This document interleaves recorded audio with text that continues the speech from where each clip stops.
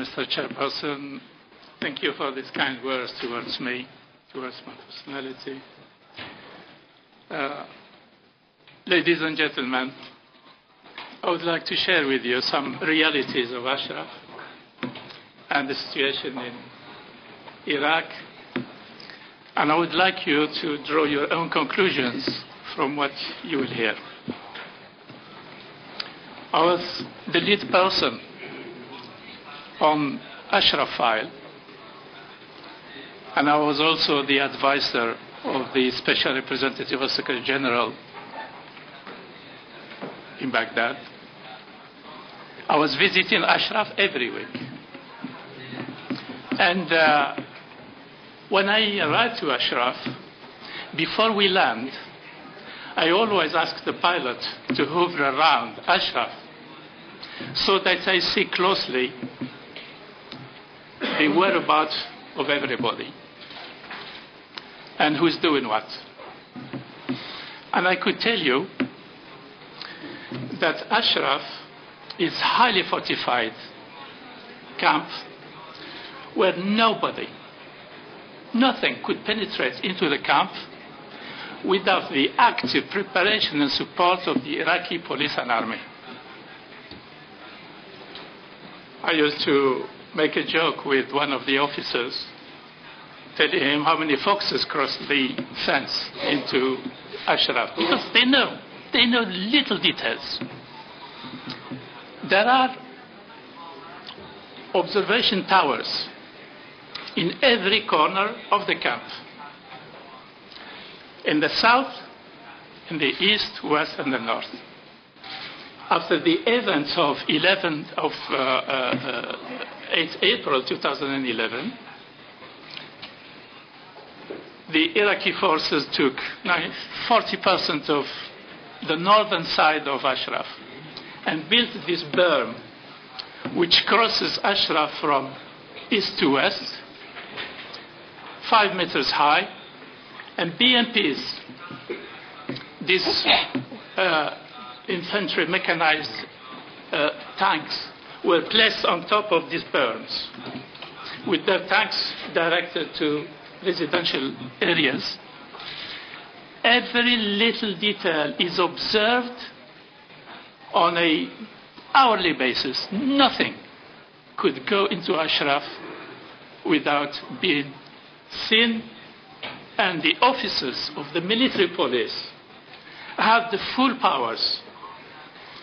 Their powers override the police. There is a battalion of police in Ashraf and a battalion of the mechanized infantry. And the captain in charge of the military police is the one in charge, and he gives orders to colonels who are in charge of the police and the army.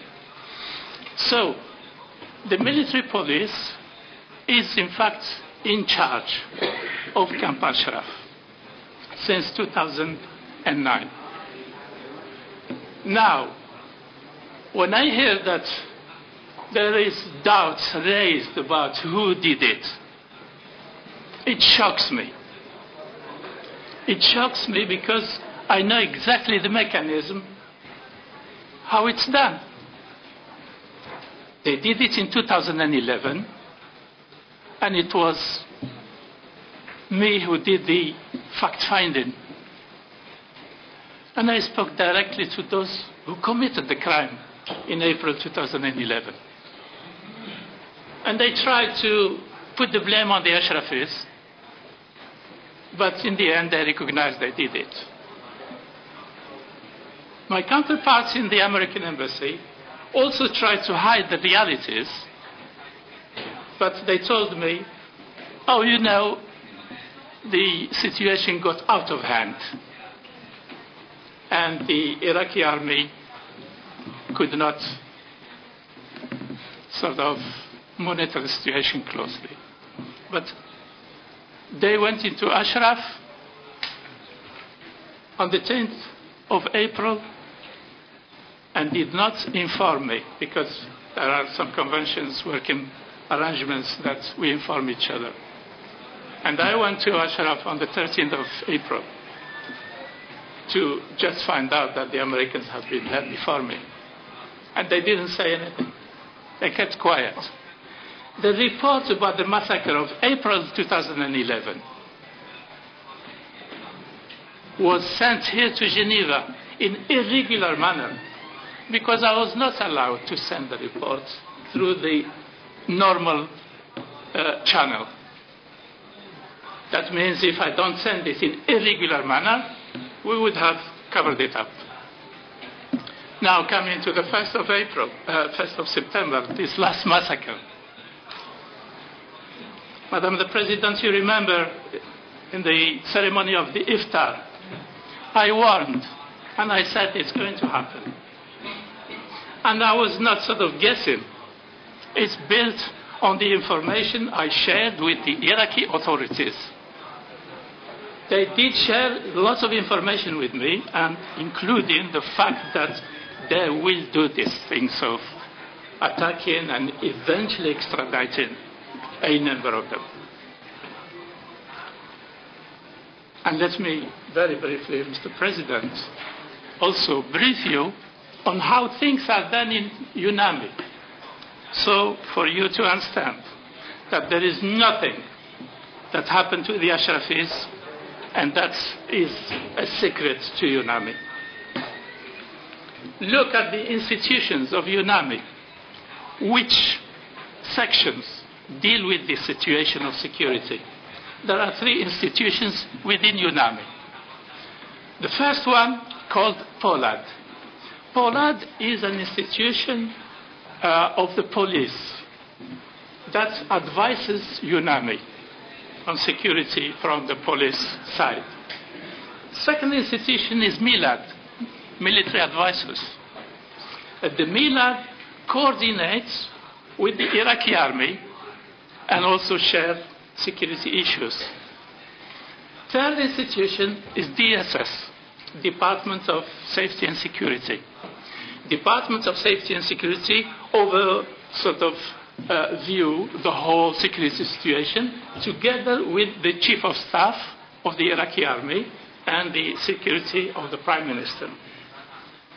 So I'm surprised that the statements made sort of pretending that there is a doubt who did it. There is no doubt. And I could confirm in this meeting, and I hope the press or the UN personnel existing in this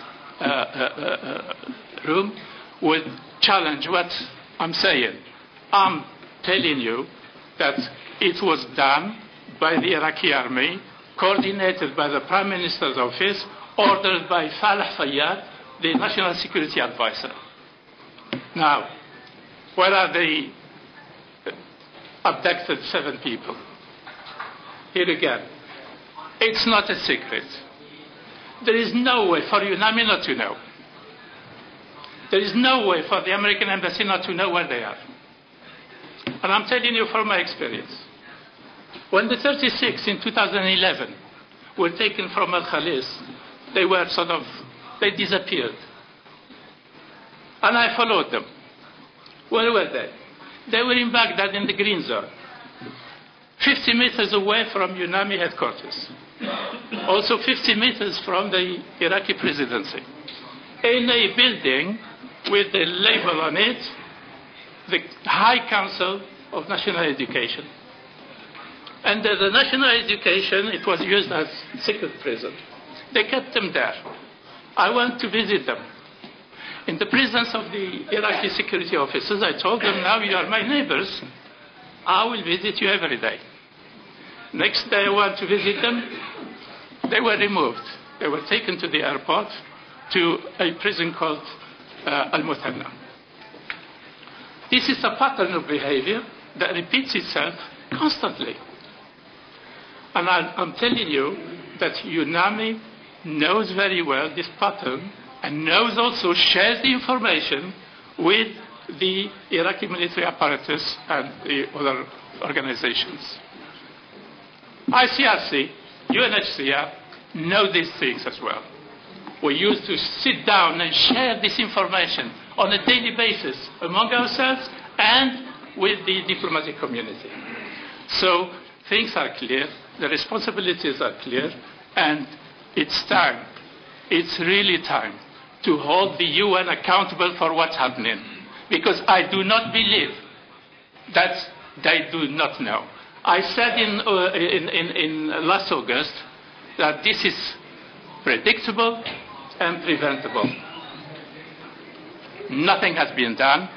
We witnessed a crime against humanity, and accounts must be done. Thank you very much for your attention.